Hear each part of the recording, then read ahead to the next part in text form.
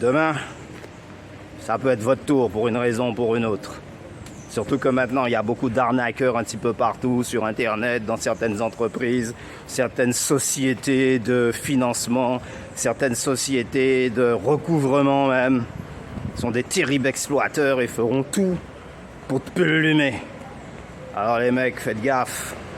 Même si vous avez une belle voiture aujourd'hui, une belle villa avec terrasse et piscine, un bon compte en banque, ça compte pas. Parce que du jour au lendemain, tu peux te retrouver à zéro sans pouvoir prouver que tu n'as rien à voir dans l'histoire.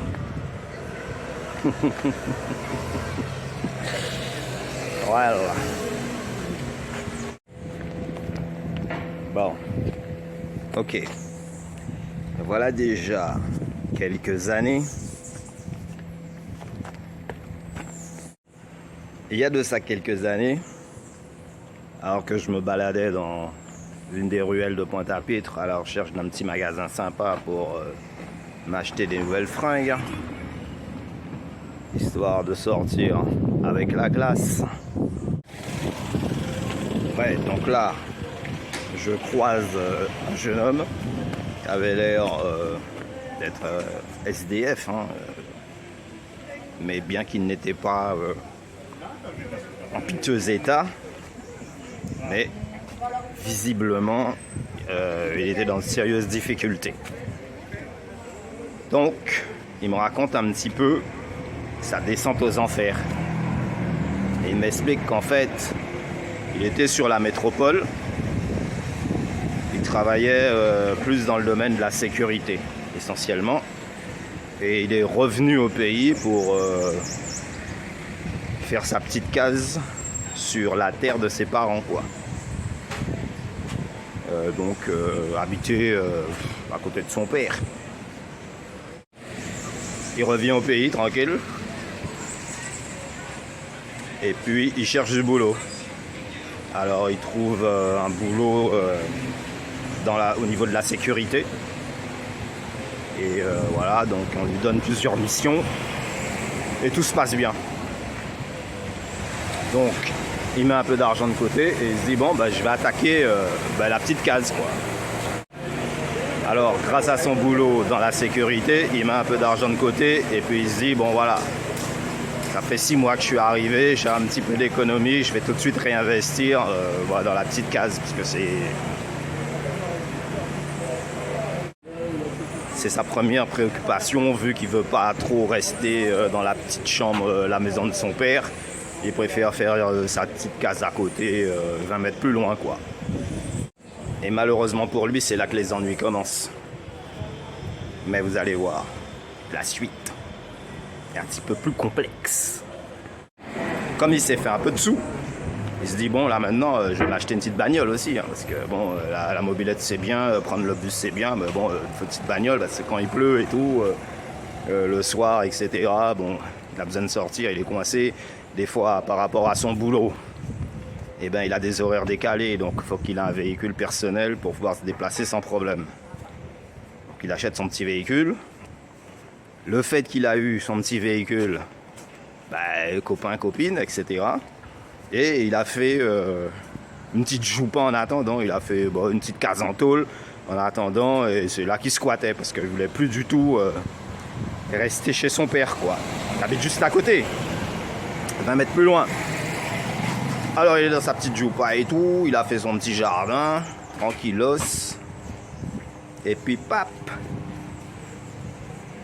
il invite 2-3 copains de temps en temps, puisque bon, comme il travaille et tout, donc de temps en temps il fait des petites fêtes chez lui, avec à peine une dizaine d'amis, hein, voisins, camarades, quoi. Et puis à un moment donné, il se trouve une copine. Assez cool d'ailleurs, sans problème. Et bon ben voilà, au fur et à mesure, le fil de la vie s'écoule comme un sablier. Mais malheureusement on est dans un monde où tout n'est pas que rose. Et c'est là que ça se complique.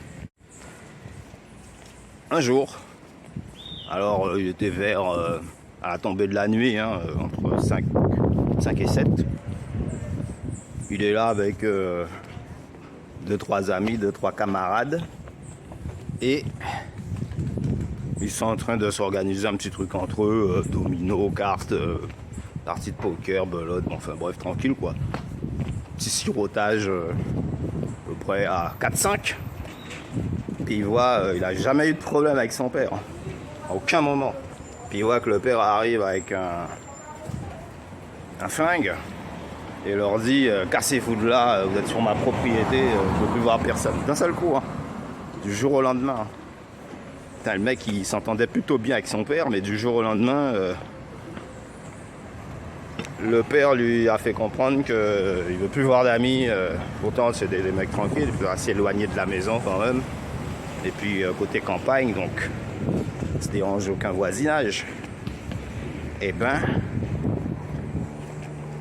le père est arrivé comme un fou, a fait tout le monde déguerpir. Donc lui il s'est dit bon ok, peut-être que le mec il a un peu bu, ou il n'est pas dans son assiette, ou bon il doit traverser une petite période difficile. C'est pour ça qu'il est comme ça. Donc tout le monde déguerpit évidemment parce que. Et lui il cherche à avoir une explication après coup. Hein. Il cherche à avoir une explication avec son père. Du coup, son père ne veut plus lui parler du tout. Alors, il trouve ça bizarre. Il se dit bon, mais qu'est-ce qui arrive au mec quoi? C'est bizarre parce que bon, il a toujours été sympa et puis tout d'un coup, il vire au rouge et il reste bloqué là-dessus. Alors, il arrive comme ça et puis il commence à en parler un petit peu à tout le monde. Alors on lui explique que peut-être le gars. Ouais, il traverse une période difficile, peut-être que financièrement il a un creux, et ouais, ça a changé son humeur, quoi. Yes, I. Mais malheureusement, rien de tout cela. En réalité, le père, à partir du moment qu'il a vu qu'il avait une copine, que ses affaires commençaient à marcher, que probablement il n'allait pas tarder à avoir sa case. Donc ça a pu peut-être créer une sorte de jalousie ou en tout cas voilà. Au bout d'un moment, il commence à rassembler quelques matériaux, sable, gravier, planches. Il s'achète quelques outillages parce que bon, il a l'intention de faire sa case lui-même et puis après il l'aurait peut-être agrandi ou quelque chose comme ça. Et là, il se dit bon, il va laisser le mec dans son rang, dans son coin, et il va faire sa case de son côté, et puis sa vie de son côté. Et puis quand son père sera calmé ou aura retrouvé ses esprits, ils vont à nouveau continuer à se parler, il n'y a pas de problème. Donc lui, il ne tient pas vraiment rancune, il se dit bon, le gars il a ses problèmes, c'est un grand chef, donc bon, c'est un vieux lion, etc. Et pourtant, au moment où je le croise, il est à la rue, donc je lui pose la question, mais qu'est-ce qui s'est passé pour qu'un mec comme toi, justement, qui a des bonnes connaissances, bon niveau scolaire, tout, travailleur et tout, a pu se retrouver à la rue, quoi. Parce que quand même, et c'est là qu'il me donne toute l'explication. Donc à partir du jour où il avait eu une altercation avec son père, il n'a pas vraiment cherché à savoir pourquoi. Il s'est dit, le mec a ses problèmes et je me mêle pas. Mais je fais ma vie de mon côté et puis quand le mauvais temps sera passé, eh ben on va se retrouver mon père et fils et puis nos problèmes quoi. Chemin faisant, les choses ne s'arrangent pas entre eux. Et là, il recevait plus d'amis du tout. Et un jour, il était tout seul chez lui, il voit le père qui lui dit « Là, maintenant, tu te déguerpis, je ne peux plus te voir sur ma propriété. » Du tout. Et là, le père, il se fâche tout rouge. Il dit « Ouais, tu penses qu'à faire la fête et tout, toi et tes amis. » Il dit « Ouais, ça fait longtemps que j'ai plus d'amis qui viennent. » Bon, bref, les choses s'enflamment. Le gars, il décide de déserter le terrain familial, de laisser sa case et d'aller squatter chez un ami ailleurs, quoi. Parce que là, c'est monté tellement haut que... va falloir que... Ouais, séparation directe. Et puis, chemin faisant, il s'est plus ou moins trouvé à la rue même. Parce qu'il ne pouvait pas squatter indéfiniment chez ses amis. Et il ne pouvait plus retourner vraiment dans sa case sur le terrain de son père. Dans la mesure où c'était très furtivement quand le mec n'était pas là. Et bon, il était toujours très inquiet. Donc finalement, il a trouvé un squat. Un super squat. À Pointe-à-Pitre même. Dans une sorte de petite case abandonnée. Et il était très très très bien. Donc il a ramené toutes ses affaires dans le nouveau squat. Et puis il s'est stabilisé là. Mais manque de chance.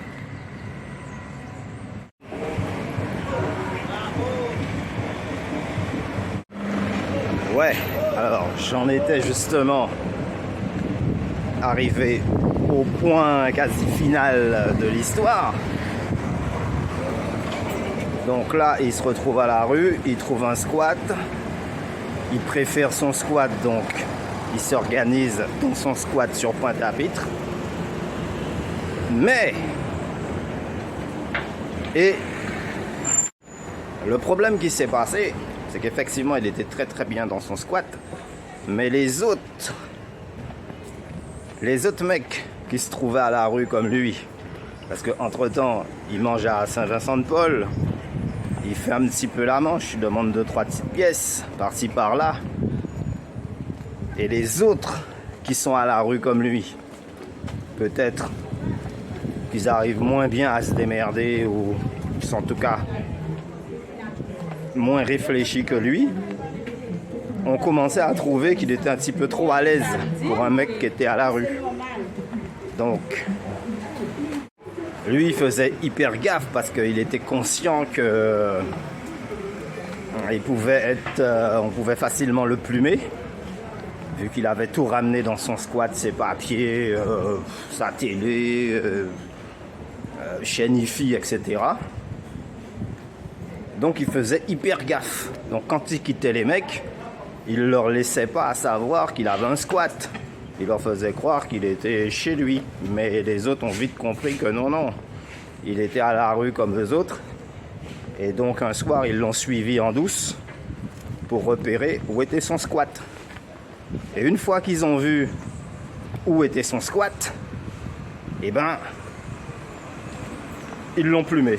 Ils ont défoncé la porte et ils l'ont plumé. Ils ont pris tout ce qu'il avait, y compris ses papiers. Et là, le gars, il s'est retrouvé vraiment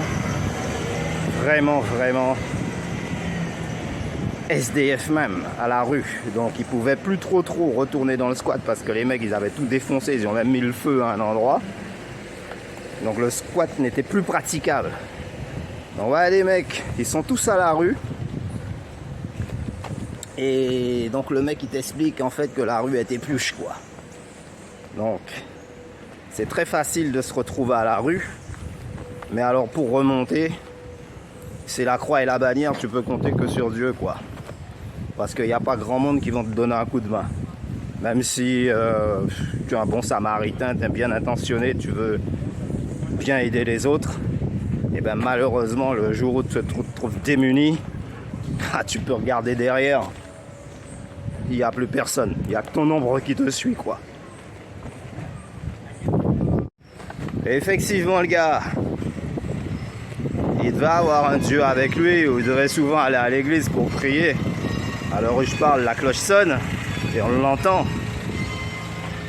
Il s'est refait une santé. Donc le jour où je l'ai rencontré, il avait une petite paire de sandales dans ses pieds qui lui coupaient les pieds, mais qui étaient déjà à moitié usées. Alors je me rappelle plus trop si je lui ai filé 10 balles ou 20 balles, plus un bon sandwich et puis un bon jus local. Mais toujours est-il que au jour d'aujourd'hui, ça fait un bout de temps qu'il est plus du tout à la rue. Il a pu se refaire une santé grâce à l'aide du ciel, et c'est lui qui mène le train. Je crois même qu'il s'est marié et qu'il a eu 2 ou 3 enfants. Voilà.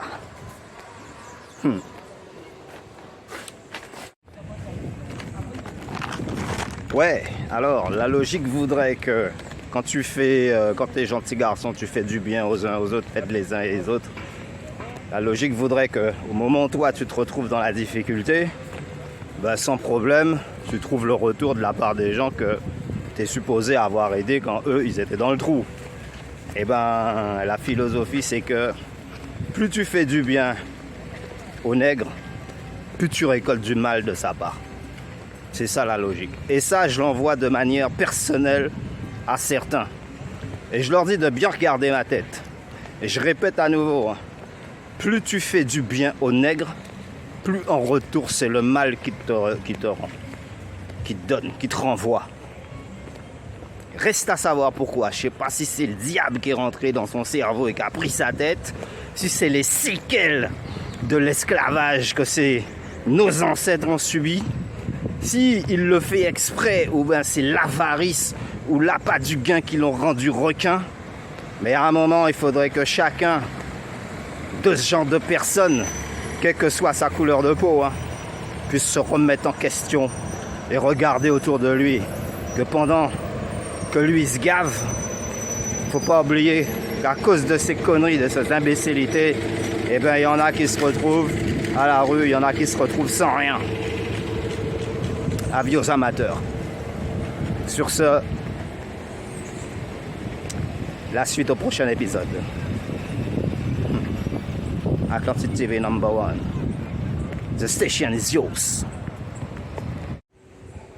Donc des fois, quand tu crois que tout est perdu, tu peux encore te référer au ciel. Et apparemment, le hasard, la chance fait que ce sont les seules personnes qui peuvent t'aider. Donc, quand vous voyez quelqu'un à la rue, les mecs, vous moquez pas, hein. Rigolez pas. Ne force rien, l'essentiel est que tout aille tout seul et avec le temps, tout ce qui doit arriver, arrivera. Si une chose n'est pas faite pour toi et que tu la gardes quand même, un jour, ta vie la rejettera. Si elle doit faire partie de ta vie mais que tu l'as jetée, elle reviendra quand même. Il n'y a